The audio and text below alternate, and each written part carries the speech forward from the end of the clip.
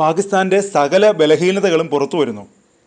പ്രതിരോധ മേഖലയിൽ മാത്രമല്ല, മറ്റെല്ലാ മേഖലകളിലും ഇക്കാര്യം വ്യക്തമാണ്. ഒരു രാജ്യമെന്ന നിലയിൽ പാകിസ്ഥാൻ്റെ വിഡ്ഢിത്തങ്ങൾ കണ്ട് അന്തം വിടുകയാണ് ലോകം. ശുദ്ധ നുണയും പൊട്ടത്തരങ്ങളുമാണ് പാകിസ്ഥാനിലെ മന്ത്രിമാർ, അതായത് പ്രതിരോധ മന്ത്രിയും വിദേശകാര്യ മന്ത്രിയും ഉൾപ്പെടെയുള്ളവർ വിളമ്പുന്നത്. മന്ത്രിമാർ പറയുന്നതും വ്യത്യസ്ത അഭിപ്രായങ്ങളും വിവരങ്ങളും. സൈനിക ശക്തിയിൽ പാകിസ്ഥാൻ്റെ സകല ദൗർബല്യങ്ങളും പുറത്തു വന്നു കഴിഞ്ഞു. തരികിടകൾ പോലും ഇപ്പോൾ പണ്ടേ പോലെ ഏശുന്നില്ല. അങ്ങനെ ആകെ തകർന്നു നിൽക്കുകയാണ് പാകിസ്ഥാൻ.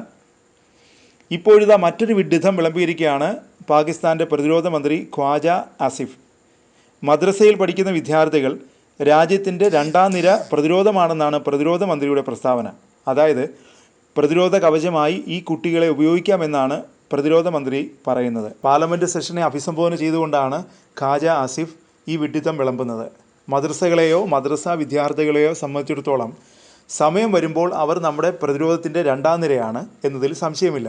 അവരെ 100% ആവശ്യാനുസരണം ഉപയോഗിക്കും. ഇങ്ങനെയാണ് പാകിസ്ഥാൻ പ്രതിരോധ മന്ത്രി പറഞ്ഞത്. ഇന്ത്യൻ ഡ്രോൺ ആക്രമണത്തിൽ നിന്ന് മുഖം രക്ഷിക്കാനുള്ള ശ്രമവും ആസിഫ് നടത്തി.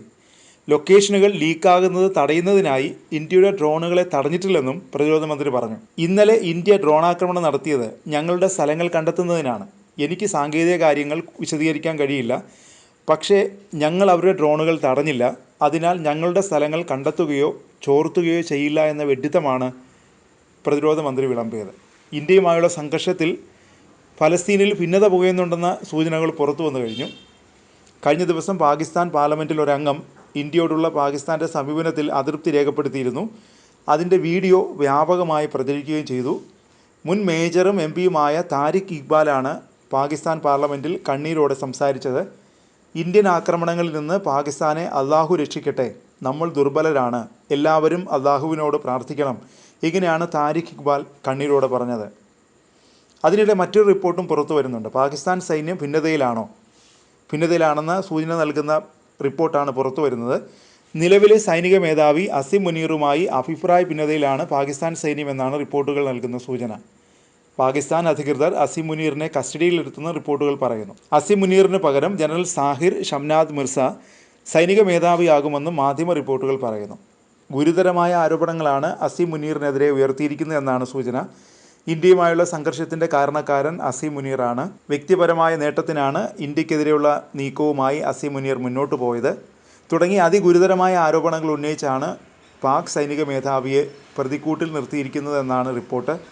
എന്നാൽ അസിം മുനീറിനെ അറസ്റ്റ് ചെയ്തതായി ഔദ്യോഗിക സ്ഥിരീകരണം വന്നിട്ടില്ല. അതിനാൽ നിലവിൽ വെറും ഊഹാപോഹം മാത്രമാണിത്. ഇരു രാജ്യങ്ങളെയും സംഘർഷത്തിലേക്ക് തള്ളിയിട്ടതിൽ അസിം മുനീറിൻ്റെ പങ്ക് വ്യക്തമാണ്. കുറച്ച് ദിവസം മുമ്പ് അസിം മുനീർ ഇന്ത്യക്കെതിരെ നടത്തിയ വിദ്വേഷ പ്രസംഗം വലിയ വിവാദമായി മാറിയിരുന്നു. ഒരു ജനാധിപത്യ രാജ്യത്തിൻ്റെ സൈനിക മേധാവി എന്ന നിലയിൽ നിന്ന് തരം താഴ്ന്ന് വെറും തീവ്രവാദികളുടെ സ്വരത്തിൽ സൈന്യത്തിൻ്റെ തലവൻ സംസാരിച്ചതിനെതിരെ വലിയ വിമർശനം ആഗോളതലത്തിൽ ഉയർന്നിരുന്നു.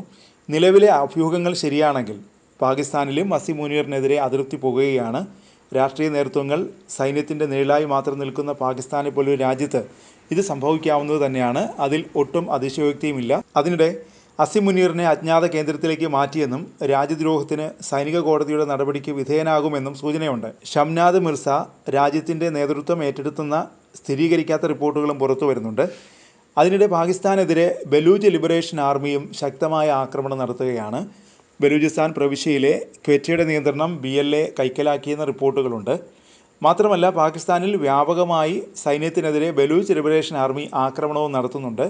കഴിഞ്ഞ ദിവസം രണ്ടിടത്ത് നടത്തിയ ആക്രമണത്തിൽ നിരവധി സൈനികർ കൊല്ലപ്പെടുകയും ചെയ്തു.